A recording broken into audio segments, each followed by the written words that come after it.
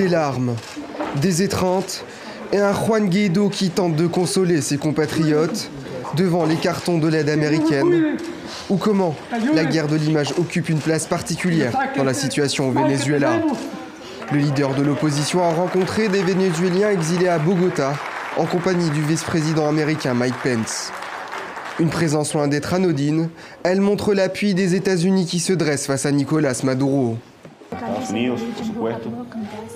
Le soutien des États-Unis n'est pas pour Juan Guaido, mais pour vous, pour notre Constitution, pour notre démocratie.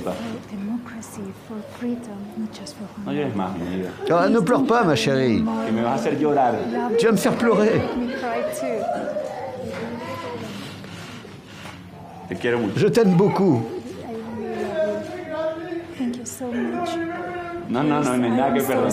Tu n'as pas à t'excuser, c'est juste que vous risquez de me faire pleurer. C'est ce qu'on appelle un rappel à l'ordre. Ce lundi, le président de la Commission nationale de recensement des votes est sorti du silence. Alors que les bulletins du premier tour sont toujours en cours de compilation, Demba Kandji a tenté d'imposer la CNRV comme seule instance compétente pour annoncer les résultats. La Commission nationale a seul le pouvoir de redresser et d'annuler. Mais le mal n'est-il pas déjà fait? Depuis hier soir, l'opposition et le camp de Macky Sall se livrent une guerre de communication. Selon les observateurs de l'Union européenne, le scrutin s'est déroulé dans des conditions satisfaisantes. Une forte affluence dans les bureaux de vote a été constatée. Depuis une célèbre marque à la pomme, on a l'habitude de ces présentations en grande pompe pour un nouveau téléphone. Et voici la dernière trouvaille du fabricant chinois Huawei, promesse d'une révolution technologique. Regardez, un smartphone pliable.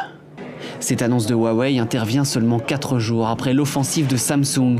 Mercredi dernier, le Coréen a présenté ce modèle, le Galaxy Fold, basé sur le même principe, pliable et dépliable.